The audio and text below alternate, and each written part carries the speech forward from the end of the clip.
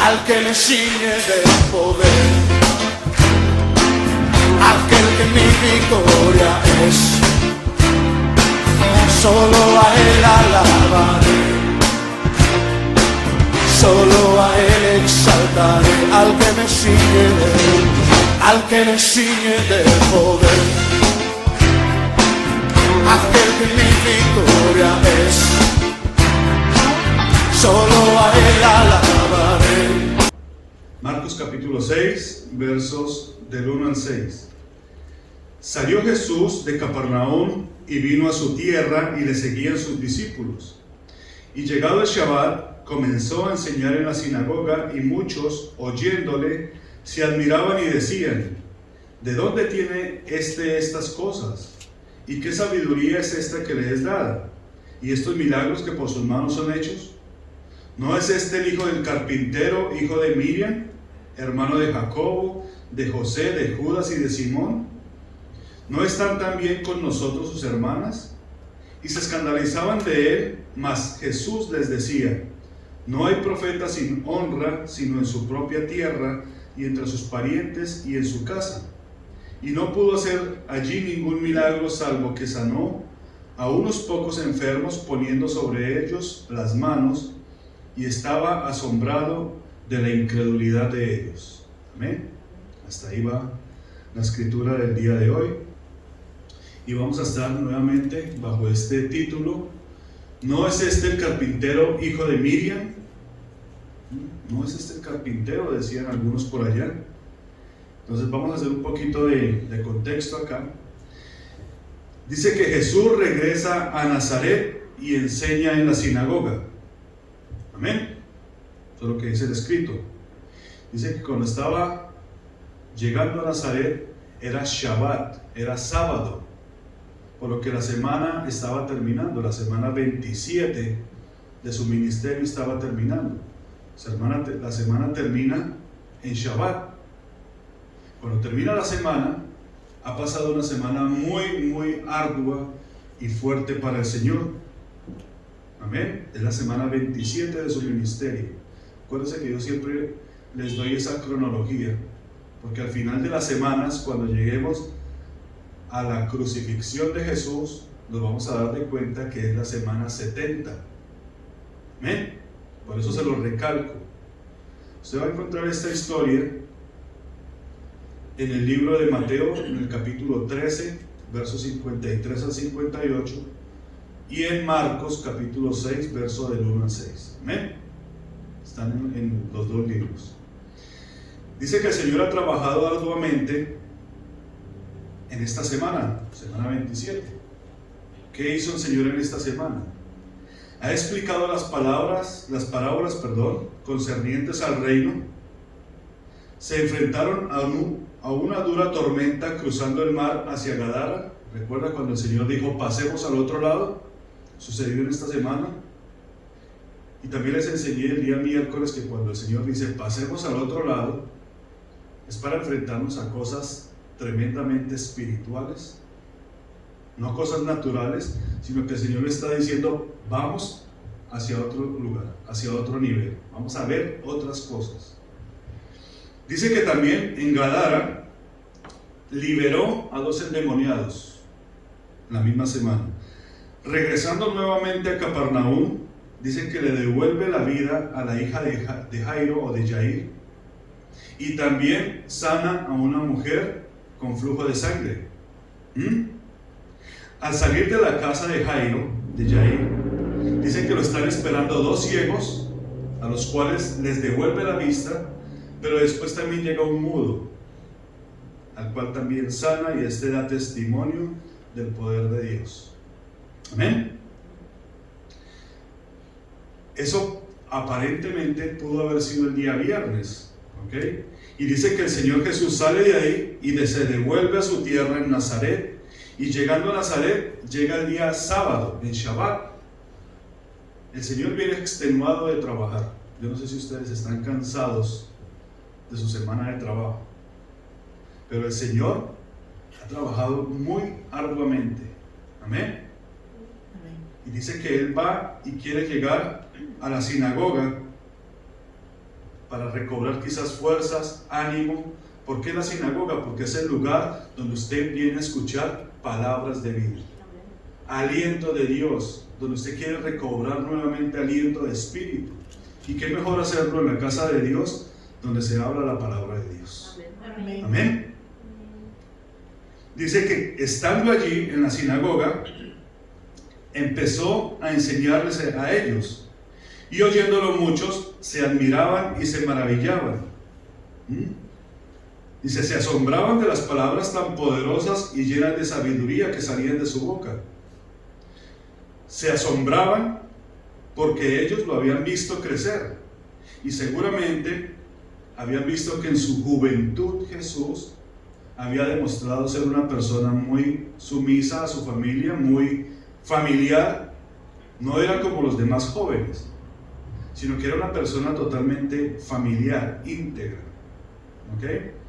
Dice, no demostró ser un joven como los demás, sino más bien alguien muy sumiso y entregado a su familia, pues trabajaba en el negocio de su padre adoptivo. ¿Ven? José era carpintero, y Jesús era carpintero. ¿Qué es un carpintero? Un carpintero es un maestro, inventor, fabricante, un artífice de cualquier cosa o idea. Ejemplo, carpinteros, canteros, herreros o un artesano. Todo significa lo mismo. Es una persona que tiene una idea en su cabeza y que la plasma con sus manos. ¿Okay? Por eso decían, ¿de dónde tiene estas cosas? ¿Y de dónde viene esta sabiduría que le es dada y los milagros que por sus manos son hechos? ¿No es este el hijo de un carpintero? ¿No es este un simple trabajador? Dice que en Nazaret habían pueblos que se estaban formando en la época de Jesús. Pero resulta que en Nazaret no era conocido por una tierra donde hubieran muchas maderas finas, sino que más bien las maderas se traían del Líbano o de Tiro. Entonces, por lo que los carpinteros eran muy seleccionados, eran aquellos que realmente sabían trabajar con maderas finas, porque las traían de otros lugares. El trabajo que más se hacía en Nazaret era trabajar la cantería, la piedra, trabajar con piedra. Pero Jesús era carpintero. Amén. Esto es lo que dice. Dice, a estos hombres de la sinagoga les maravillaba esto y les sorprendía. ¿Cómo puede alguien tan corriente hablar de esta manera? ¿Cómo puede hablar una persona que trabaja artesanalmente hablar de esta sabiduría? Este no viene a la escuela, este no sabe, no habla con rabinos, pero él no era ningún hombre corriente. Amén. Eso lo sabemos nosotros, ahora por su palabra. Él no era ningún hombre ordinario. Sus palabras y sus obras lo demostraban así. Con sus propias manos hacía milagros, y con estas mismas manos martillaban y creaban puertas, ventanas, mesitas. Amén. Pero con esas mismas manos hacía milagros. Mas ellos buscaban una razón para no admirarlo. Dice, ellos buscaban una razón para no admirarlo y obedecerlo con esta acusación. ¿No es este un carpintero? Ellos no lo querían admirar. Ellos buscaban una razón para menospreciarlo, para afligirlo, para desobedecerlo, para ponerle una trampa. Al principio lo lisonjeaban. Oh, mira qué admirable, esas palabras de dónde son. Pero con esas mismas palabras lo lisonjeaban para después acusarlo falsamente. Esa fue nuestra enseñanza el día miércoles, Salmo 35. ¿Se acuerdan los que vinieron el miércoles? Salmo 35.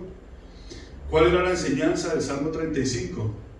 Hacer una defensa por la trampa que me habían puesto. Ahorita vamos a hablar un poquito más de esto.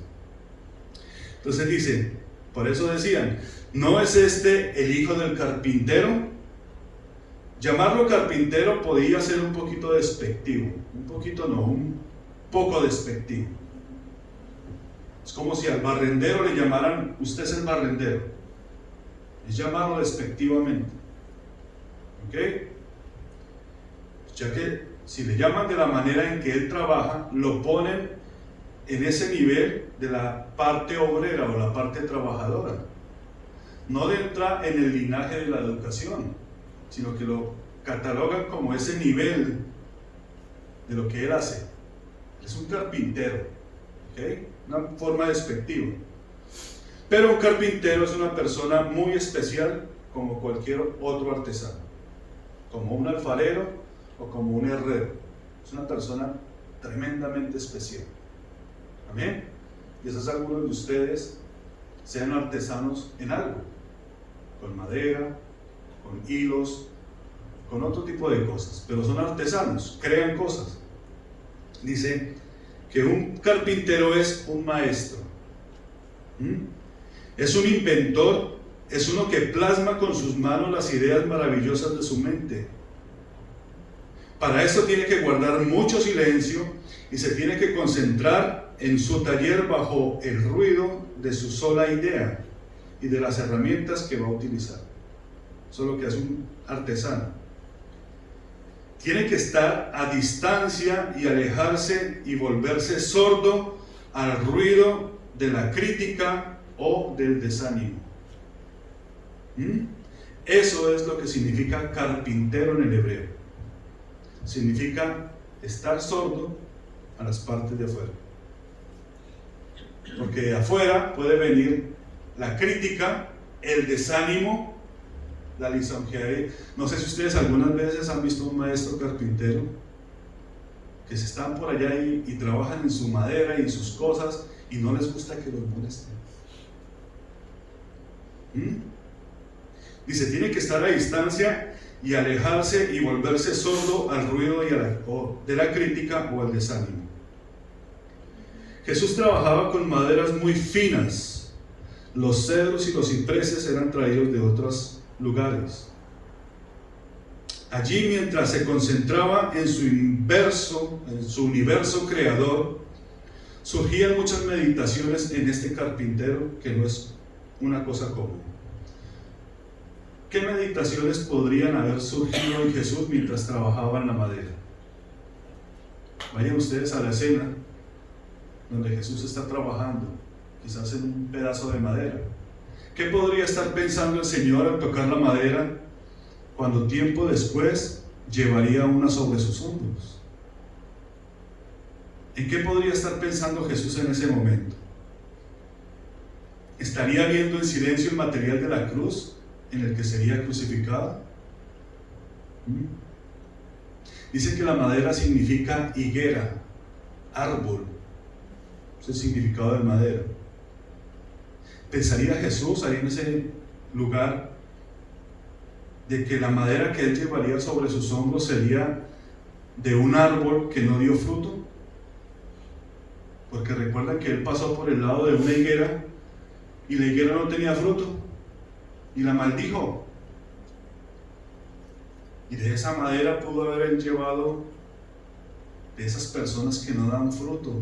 Porque dicen que las higueras, la higuera es Israel. Iglesias, familias, personas que no dan fruto son reflejo de la higuera. ¿Qué estaría pensando el Señor? ¿Cómo será un árbol de higuera sobre el cual lleve yo mis hombros, sus pecados, sus faltas, su desobediencia?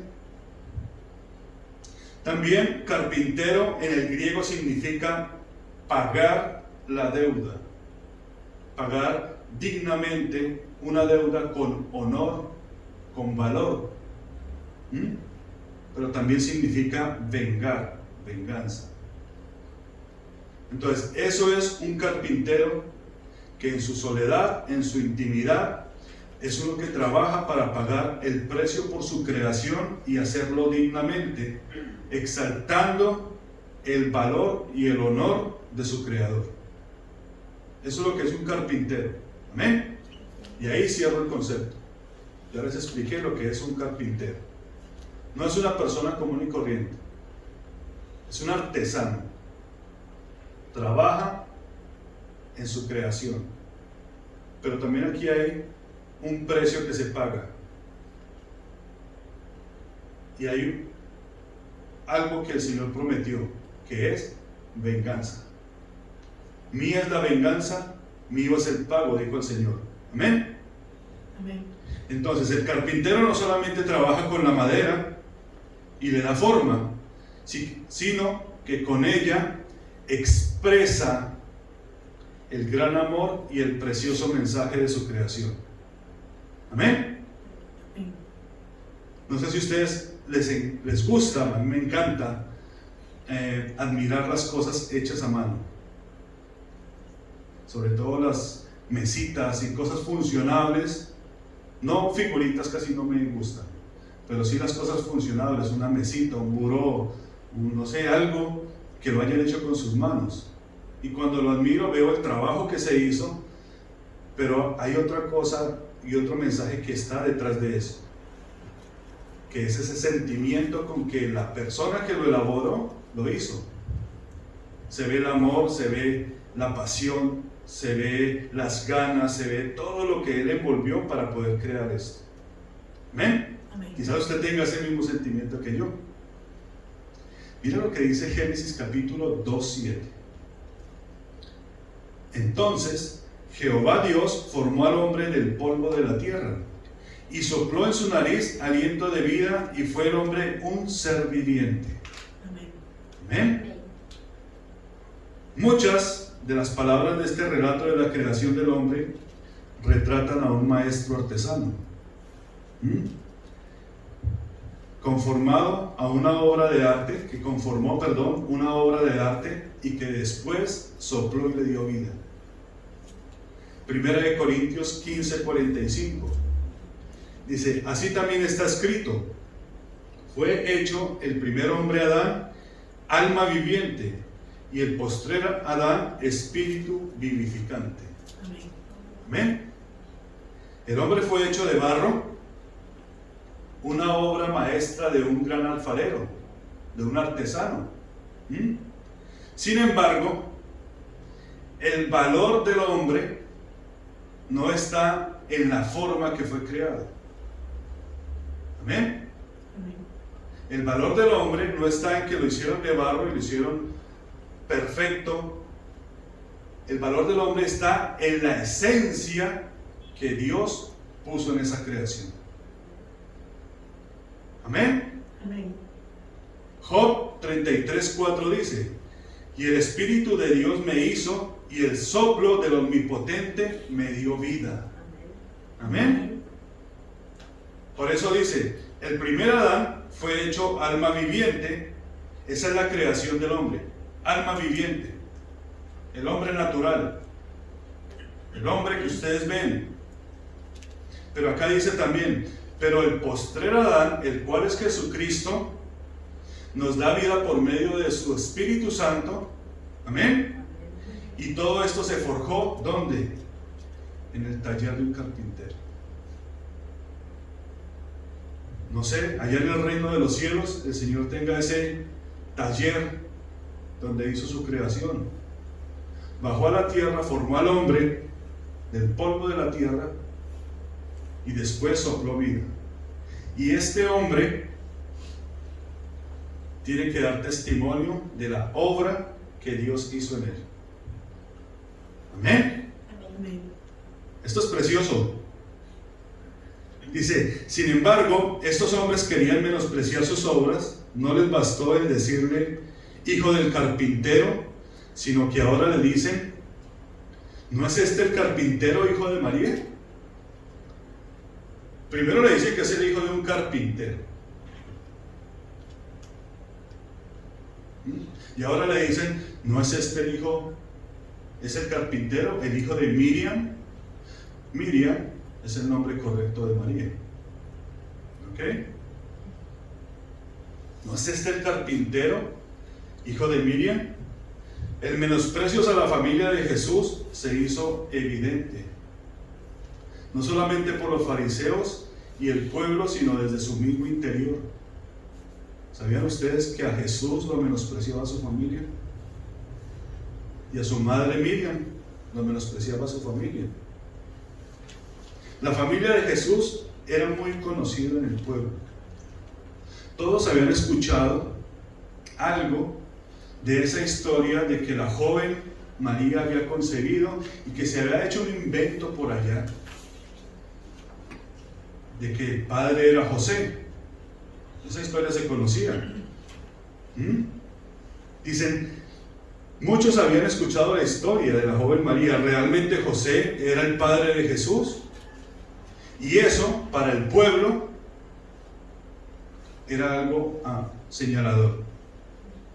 ¿Por qué? Porque señalaban a Jesús de ser un hijo natural. Él no es un hijo original. Dice, esto es lo mismo que se preguntan hoy en día en muchas sinagogas o iglesias. Por ejemplo, ¿María fue siempre virgen? ¿María tuvo otros hijos después de Jesús? Con estas preguntas que muchas veces nos hacemos nosotros mismos, o que caemos en lo que los otros dicen, lo que hacemos es deshonrar al Creador. ¿Por qué? Porque solo empezamos a observar el cuerpo, empezamos a observar la figura, pero no empezamos a apreciar y a amar ese espíritu que Dios puso dentro de esa persona. Quitamos la vista de Dios y la ponemos en los hombres, dice el versículo. Cuando nosotros quitamos la vista de Dios y nos concentramos en el hombre, acabamos con el hombre. Amén. Amén. Salmo 35 dice, vienen a robar el alma y la salvación de las personas. Eso fue lo que aprendimos el día miércoles. ¿Por qué viene la lisonja? ¿Por qué viene todos estos que empiezan a rodear a los hijos de Dios? Para robarles el alma y la salvación. Dice aquí, dimos una ilustración el domingo pasado. Quizás ustedes hayan pasado por esa calle, por la 448, donde hay un campito que generalmente hay ovejitas, ¿cierto? Hay un grupo de ovejas, y usted pasa y cuando usted observa las ovejas, no sé de ustedes, pero en mí crece un sentimiento de mucha paz. Yo veo las ovejitas allá y las amo, aunque no son mis ovejas, pero las veo, los animalitos, y me parecen tan lindas y tan tiernas, que ahí está el restaurante al lado, ahí se las van a comer. Pero mientras están ahí, son preciosas. ¿Cómo yo puedo odiar a esas ovejitas? Pero muchas veces odiamos a las personas creadas por Dios, que tienen ese Espíritu Santo dentro de ellos, aunque muchos la tienen apagado. ¿Por qué? Porque nos concentramos más en la figura y no nos olvidamos de que fue hecho a la imagen y semejanza de Dios. Amén. Amén. Ahora, para el corazón que quizás está inquieto con estas preguntas, tengo algunas pruebas de que María no tuvo más hijos y que Jesús fue el primogénito de ella. Amén. Porque aquí estamos para aprender a la luz de la palabra de Dios. Muchos afirmaron de que María tuvo más hijos, porque aquí lo dice la Biblia, que él no la conoció hasta cuando después que tuvo a Jesús. ¿Ok? Hay otros dicen, generalmente por los de la doctrina católica romana, de que María pues murió siempre virgen y después ascendió a los cielos, que es totalmente falso. Tengo algunas pruebas acá, se las voy a decir. Primero, José era mayor que ella y José era viudo, padre putativo de Jesús. Dice, él era justo y no quería difamarla. ¿Amén? Ahí está. ¿Por qué se entiende que José no quería difamarla? Porque era un hombre maduro. Estamos hablando de una persona madura. Si José hubiese sido un hombre de unos 20 años, 25 años o 30 quizás, la hubiera difamado. Porque estos hombres todavía no han madurado. Para ellos era importante que la mujer fuera virgen. Pero cuando un hombre es maduro, cuando un hombre ya ha pasado esa etapa, no le interesa que la mujer sea virgen, aunque él no quería tocarla. Él la quería devolver.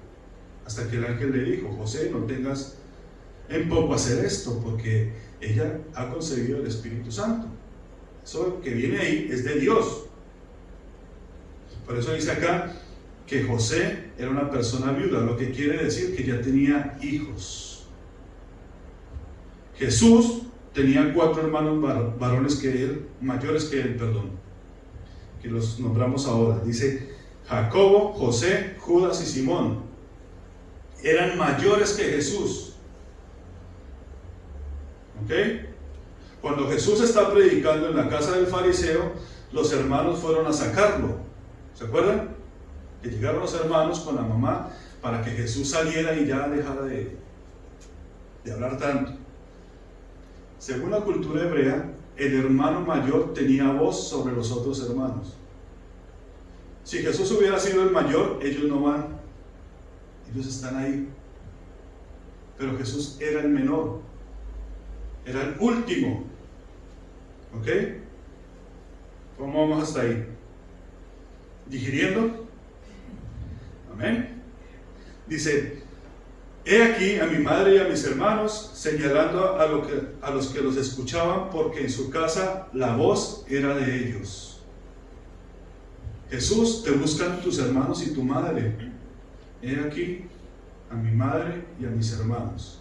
Lo señaló Jesús porque en la casa de ellos tenían la voz. Ellos mandaban. Esto de ser el menor sucedió en muchas partes de la Biblia. Y aquí sí no van a tomar sentido. Aconteció que los grandes varones de la Biblia, Set, que significa simiente, era el menor de Caín y Abel. ¿Amén? Abraham era el menor de sus hermanos. La Biblia no lo dice acá claramente, pero si usted va al libro de Jacer, en el capítulo 8, 28, dice que él era el menor de sus hermanos, de Jacob, y el otro no me acuerdo. Isaac era menor que Ismael, hijo de Abraham. Jacob era menor que Esaú. ¿Se acuerdan que aunque eran gemelos, Jacob andaba detrás agarrándole la pata a Esaú? Él era el menor. José era el menor de los hermanos en ese momento. No se contaba Benjamín porque Benjamín hasta ahora estaba bebé. Amén. Moisés era el menor de Miriam y Aarón, porque la mayor era Miriam. Por eso después a Miriam le ponen la lepra, porque como hermanos mayores querían pasar por encima de Moisés. Amén. David no era el mayor de sus hermanos, era el último. Es más, no lo querían ni llamar. Pero vino el profeta y dijo: hasta que no venga el último, no nos sentaremos a la mesa. Amén. Entonces, no puedo yo afirmar de que María murió virgen, porque no me interesa. La Biblia dice que después le conoció a José. Si murió virgen o no virgen, eso es asunto matrimonial. Usted sabe que en asuntos matrimoniales usted no se mete. Lo único que yo sé es que José murió a muy temprana edad y Jesús se tuvo que hacer cargo de su mamá, porque no era la mamá ni de Jacobo, ni de Judas, ni de José, ni de Simón. Jesús se tuvo que hacer cargo. Tan es así que cuando Jesús está en la cruz, mira a su madre y ve a Juan, al menor, y le dice: Juan, he aquí a tu madre, madre, he aquí a tu hijo, cuídala. Y dice acá la historia, porque eso ya es parte de la historia, de que María estuvo con Juan apóstol hasta cuando ella murió en Éfeso. Ella muere en Éfeso. Entonces, yo no afirmo tampoco que María subió a los... No lo dice la palabra de Dios, ni siquiera lo dice la historia. Amén. Pero sí puedo afirmar de que Jesús fue el único hijo de María. Amén. Después dijeron, ¿no están sus hermanas también con nosotros? La Biblia no me narra a mí de que Jesús tuvo hermanas, porque los hermanos de Jesús eran ¿quiénes? He aquí a mi madre y a mis hermanos. Amén. El primogénito de la creación. Bendito Dios. Dice acá, entonces, así que en la sinagoga coronaban a Jesús de esta manera. Lo rodeaban para hacerlo sentir mal y menospreciarlo. ¿No están sus hermanas con nosotros? ¿No son esos cuerpos que podemos ver? ¿Cómo habla cosas divinas? ¿No lo estamos viendo? Porque ellos ven la figura. Ellos veían el personaje, veían el molde, pero no veían lo que estaba dentro de él. Tan es así que ni siquiera su familia lo veía. Desen ustedes en cuenta que Jacobo y Judas después escriben cartas. Ustedes la tienen en su Biblia. La carta de Santiago, Santiago Jacobo y Judas. Pero ellos escriben las cartas después de la resurrección de Jesús. Porque ellos no creían en Jesús. Ellos habían visto crecer a Jesús con ellos. Eso ocurre cuando nosotros miramos siempre al hombre.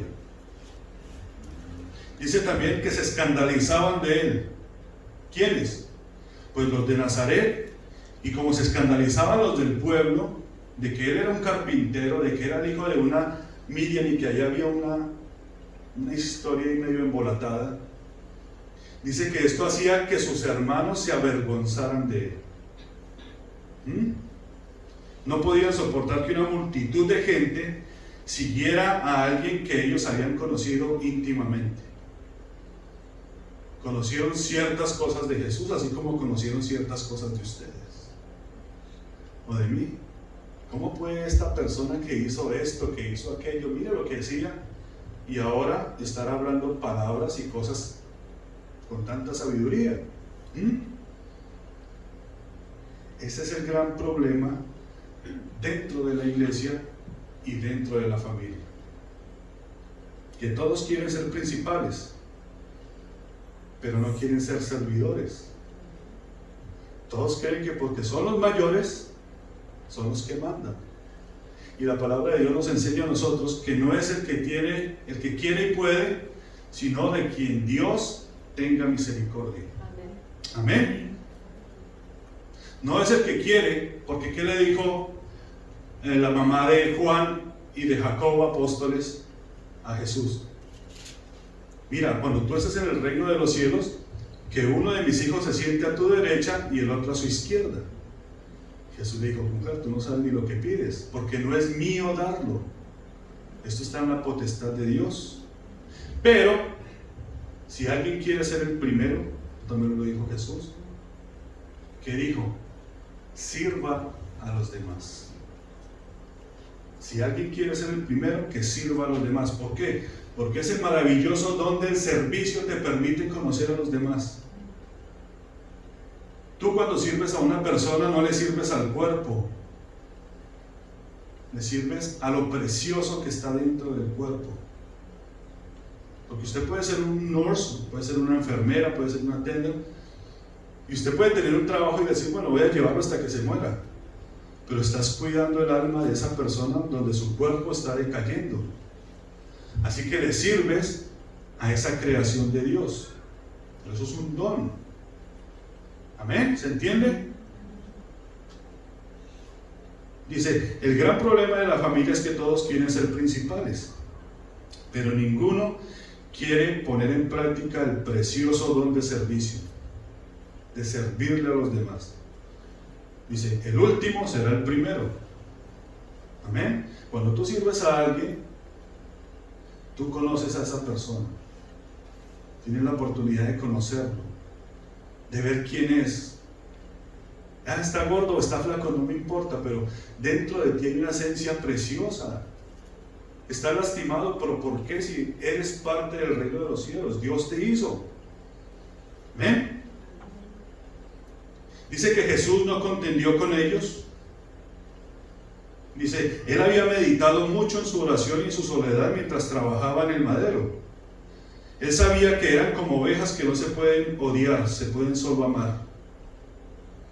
Amén. Por eso la ilustración de las ovejitas. Ustedes me pueden decir a mí lo que quieran. Ustedes saben que me dijeron a mí en la casa que yo estaba loco. Cuando empecé yo a predicar el evangelio, se volvió loco. ¿Quién sabe qué fumó por allá? Dice, sus medios hermanos tenían que transformarse en legítimos hermanos. Amén. O sea, por más de que Jacobo, José, Simón y Santiago, no sé, Jacobo, José y Judas estuvieran con él, no eran legítimos hermanos. No porque José no fuera el padre de Jesús, sino porque ellos cuatro no eran hijos de Dios. Y para que ellos pudieran ser hermanos legítimos, tenían que venir a través del sacrificio de la sangre de Jesús. Y como decía el Espíritu Santo ahora en la oración, tenía que haber una reconciliación entre Dios y los hombres. Amén. Y para eso Jesús trabajaba en el madero. Así que no era un simple carpintero. Él estaba trabajando en que en algún momento tendría que ir a la cruz del Calvario para reconciliar no solamente a los hombres, sino a su misma familia con Dios. Dice, todos somos creación de Dios, pero tenemos que ser transformados a la imagen de su Hijo Santo para ser llamados hijos de Dios. A todos nos formó Dios y puso espíritu, te puso vida para que por medio de ese transcurso de esa vida entendieras esto. Y cuando por fe clamares al nombre de Jesucristo, serías injertado en el árbol de Israel y serías llamado hijo. Amén.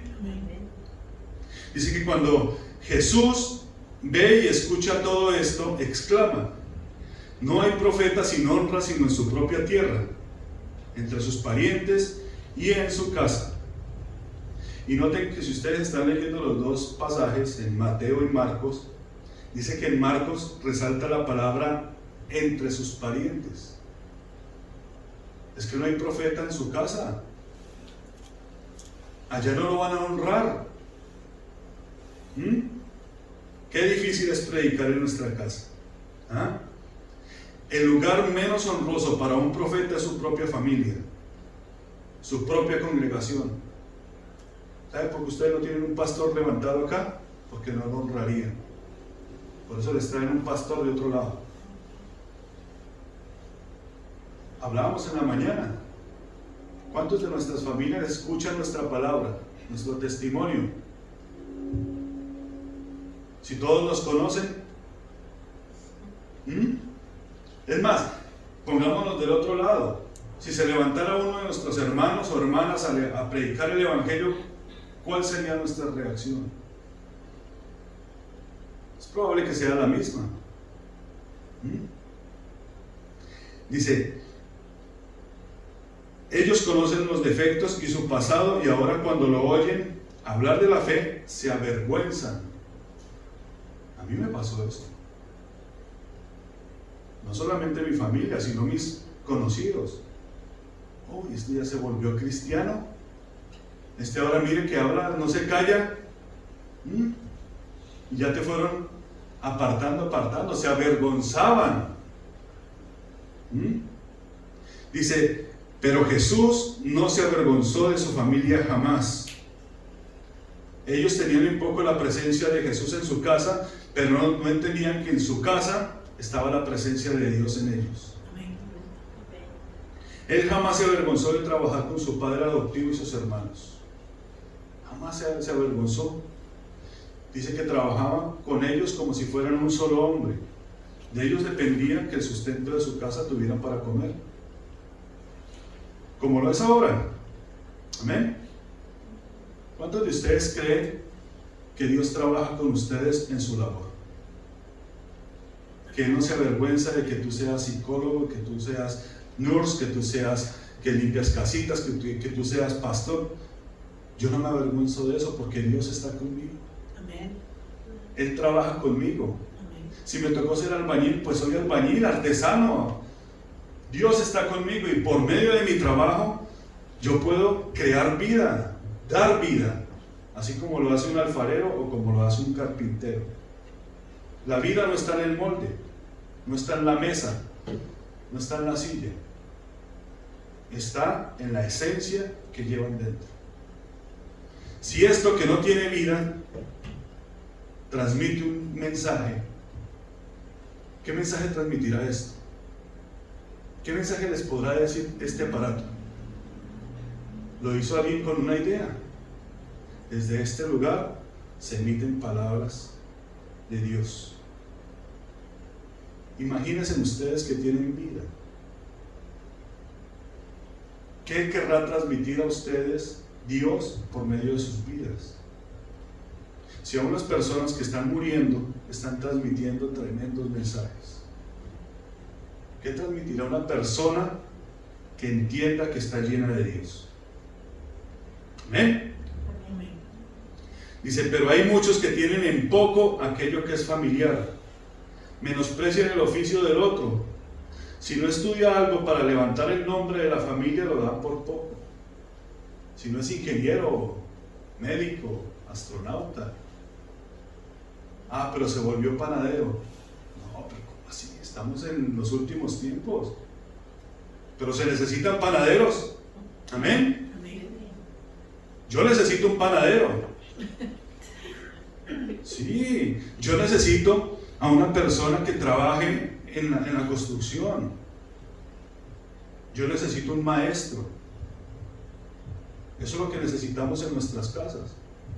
En la casa todos quieren ser doctores, pero en las casas se necesitan también a una persona que sepa de números, que lleve la administración de la casa, que sepa de agricultura, por ejemplo, que venda, un primo que venda lechugas, y si no, ¿cómo comemos? Todos somos necesarios. Amén. Y no podemos menospreciarlos. Si tienes la oportunidad de educarte, de irte a una universidad, bendito a Dios, aprovéchala, pero que tu servicio sea para los demás. Amén. Salmo 35, versos 12 al 17. Dice, se levantan testigos malvados de lo que no se me preguntan. Me devuelven mal por bien para afligir a mi alma, pero yo, cuando ellos enfermaron, me vestí de cilicio. Afligí con ayuno mi alma, y mi oración se volvía a mi seno. Por mi compañero como por mi hermano andaba, como el que trae luto por madre, enlutado me humillaba. Pero ellos se alegraron en mi adversidad y se juntaron. Se juntaron contra mí gentes despreciables, y yo no lo entendía. Me despedazaban sin descanso, como lisonjeros escarnecedores y truhanes. Crujieron contra mí sus dientes. Señor, ¿hasta cuándo verás esto? Rescata mi alma de sus destrucciones, mi vida de los leones. Esto lo decía el rey David, lo vimos el miércoles pasado, pero aprendimos algo tremendamente poderoso, porque leímos el Salmo y nos dimos de cuenta que era una presentación de pruebas delante de Dios para que Dios tomara juicio. Fue el Salmo 35. Y también fue lo que pasó Jesús allá en el pretorio, en la interrogación. Tres cosas vimos el miércoles pasado. Primero, identificar a tus enemigos. Porque el relato es bastante fuerte, pero tú tienes que identificar a tus enemigos. Segundo, presentar las pruebas. Y tercero, que el juez todopoderoso halle verdad y fidelidad en mi persona, en mi testimonio. Yo voy a identificar a mis enemigos, pero no puedo mirar a las personas que me están lastimando. ¿Por qué no las puedo mirar? Porque si yo mirara a las personas que me están lastimando, me concentraría en el hombre y no vería que detrás de ella hay un montón de truanes que le llama la Biblia, que están buscando robarme mi alma y robarme la salvación. Espíritus inmundos, hijos de Satanás. Pero hay hermanos que se dejan usar por Satanás y entonces nosotros ponemos la mente de los hermanos. Pero ¿cómo ponemos la mente de los hermanos cuando son creación de Dios? Eso fue lo que nos enseñaron el miércoles. Cuando yo identifico a mis enemigos, obviamente viene la presentación de pruebas. Me lisonjean, aquí lo dicen, lo leímos todos. Cuando ellos lloraban, yo lloraba con ellos, yo me lamentaba con ellos, caminaba con ellos, pero después se volvieron y me quieren despedazar. Estas son las pruebas, Señor. Yo los serví, pero ahora me quieren despedazar. Entonces ya tengo dos. Tengo identificado a mis enemigos, que agarraron a mis hermanos, los envolvieron y los pusieron a trabajar para ellos, que se comportan de estas maneras, que me quieren despedazar, me quieren atacar, aun cuando yo intenté servirles. ¿Amén? Pero viene la tercera parte y la parte más importante. Que lo que yo digo, Señor, delante de ti, sea verdad. Porque yo puedo estar quejándome, pero dentro de mí no hallar verdad ni fidelidad. Yo hice, si tú hiciste. Pero ¿qué tienes en tu corazón? ¿Estás viendo solamente la figura de los hombres para destrozarlos y no tienes cuidado de un alma por la cual yo me pasé la creación eterna formándolo?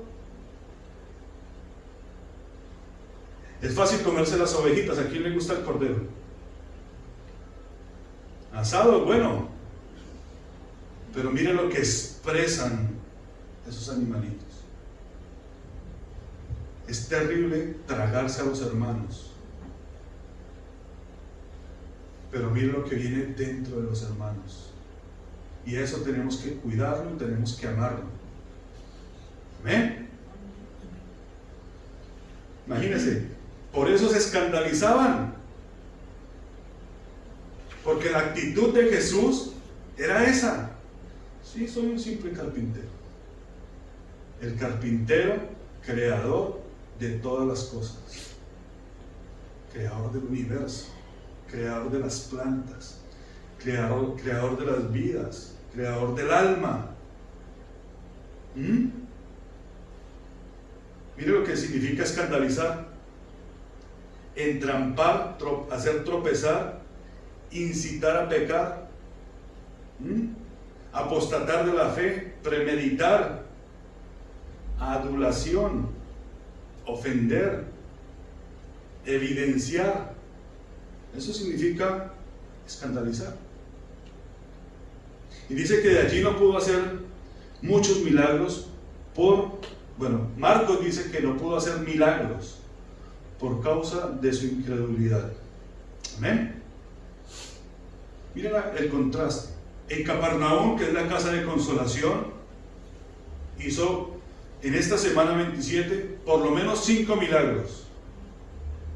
Fueron los que se registraban en las escrituras. Pero cuando llega a Nazaret, solamente sanó a unos pocos e imponiéndole las manos. Y aquí hay otro misterio. ¿Por qué imponiéndole las manos? Porque la palabra de Dios dice allá en Segunda de Crónicas, dice: si mi pueblo se humillare sobre el cual mi nombre es invocado, yo sanaré la tierra, enviaré mi espíritu, lo sanaré, mandaré la lluvia, mandaré un montón de cosas, pero ahora no creen. Dice, Jesús se maravillaba de su incredulidad, por eso tenía que ir individualmente y poner las manos en el que sí creía. Poner las manos es una transmisión, ¿ok? No es magia, es una transmisión de sanidad. Cuando tú eres lleno de Dios, estás sano de Dios, cuando tienes bendición de Dios, impones las manos y las personas se sanan. Cuando tu fe se eleva hasta esos niveles, dice que Pedro ni siquiera los tocaba.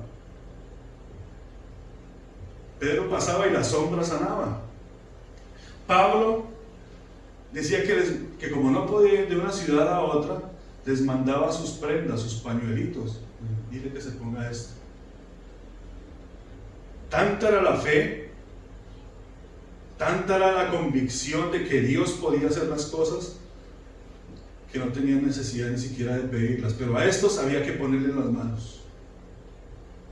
Y hay que tener mucho cuidado, y perdón Señor por el minutito, pero cuando uno pone las manos no hay que ponerlas con ligereza, porque es una transmisión, y cuando tú estás imponiendo las manos sobre un enfermo te estás llevando la enfermedad, y cuando tú te llevas la enfermedad tienes que venir al altar del holocausto y ponerla ahí, a la obediencia de Cristo, porque la llevas en ti, dejas tu paz y te llevas lo que no sirve. Por eso él dice acá, solo a unos pocos los sanó cuando les impuso las manos. Pero lo ideal hubiera sido que todos fueran sanos por la palabra, que todos escucharan, que todos recibieran esa sanidad. Amén. Amén. Incredulidad significa infidelidad, duda, falta de fe, duda hacia Dios, ver al hombre y no ver el espíritu que está en él, porque todos quieren sanar el cuerpo. Los sanadores espirituales, los sanadores cristianos van de casa en casa y poniendo manos para sanar cuerpos, pero no para revivificar el alma, porque estamos aquí para traer vida al alma. Amén. Amén. Y estos entramos allá en ese tema, si Dios nos permite. Bendito Dios.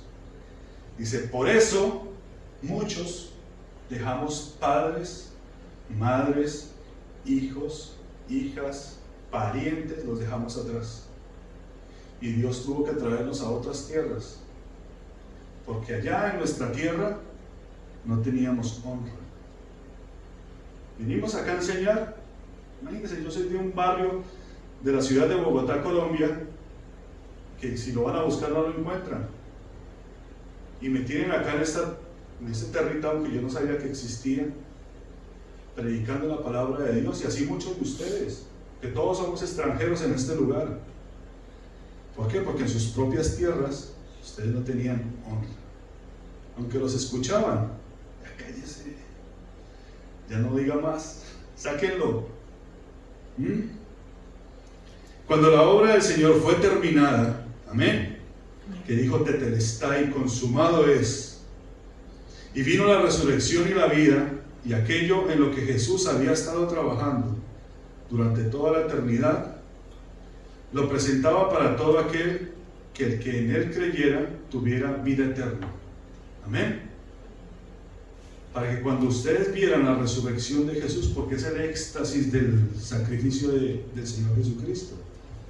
Una cosa es ir a la cruz del Calvario, morir por los pecados, pero si Él hubiera muerto, no hubiera pasado nada, hubiera sido otro corderito más. Pero el gran éxtasis, le llamo yo, la gran consumación, fue cuando Él se levantó de entre los muertos. Amén. Y nos mostró la esencia del postrer Adán, el Espíritu glorificado. Y ese Espíritu de Jesucristo que se levantó de los muertos es el mismo Espíritu que tiene usted. Amén. Ahí es donde tenemos que trabajar.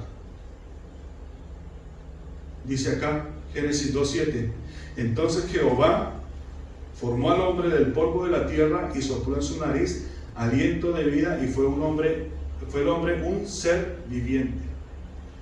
Hechos capítulo 2 dice que llegó el día de Pentecostés, 2:1-4, y estaban todos reunidos juntos. Y de repente vino del cielo un estruendo como un viento recio que soplaba, el cual llenó toda la casa donde estaban sentados, y se le aparecieron lenguas repartidas de fuego, asentando sobre cada uno de ellos, y fueron llenos del Espíritu Santo y comenzaron a hablar en otras lenguas, según el Espíritu les daba que hablase. Amén. Amén. Amén. Así que es el Espíritu Santo, el Ruach HaKodesh, que viene y te da vida. Amén. Y si ponemos nuestras manos para que venga el Espíritu Santo sobre los enfermos, les va a dar vida. Sanará.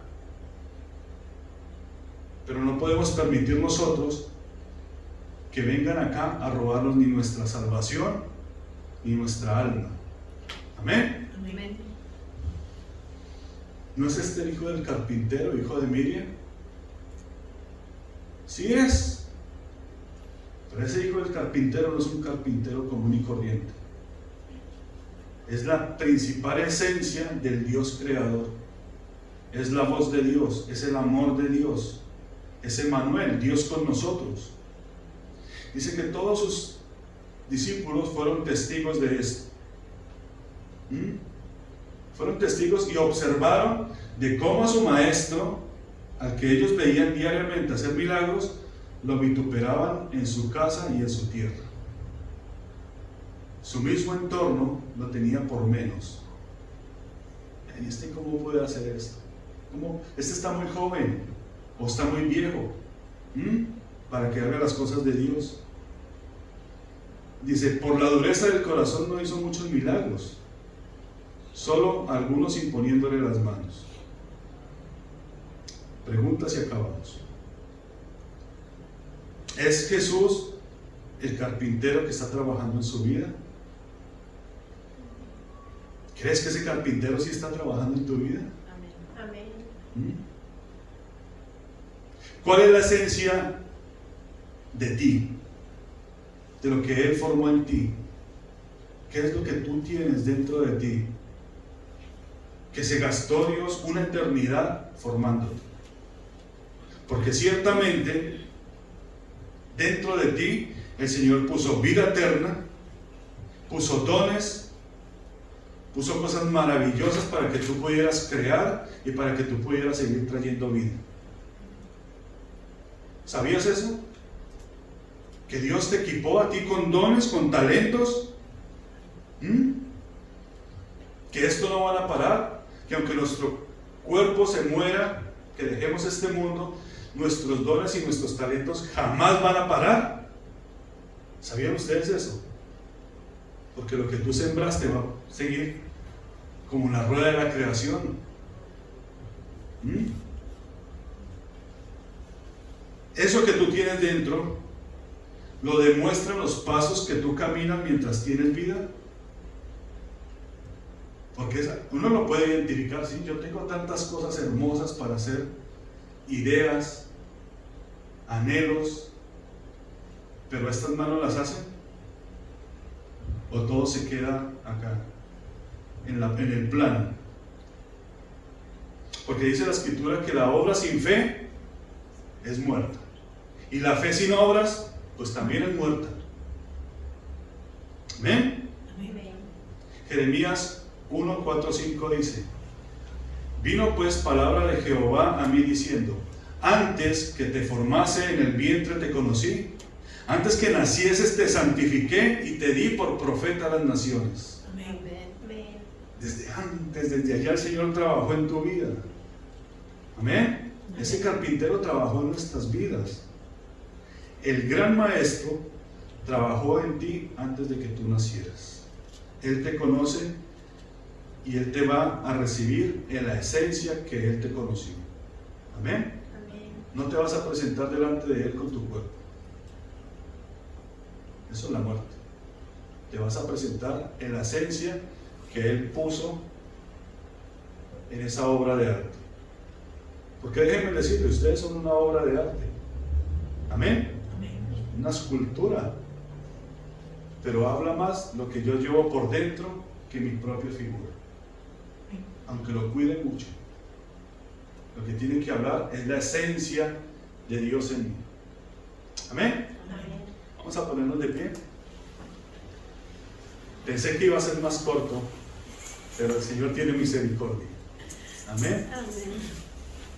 Vamos a reflexionar, vamos a darle gracias a Dios. Quizás ustedes estén un poco sorprendidos, pero esto es lo importante de estar en su presencia. Amén. Que el Señor sigue moldeándonos, que nos sigue enseñando, que nos muestra cada vez más y más que lo que conocemos es poco.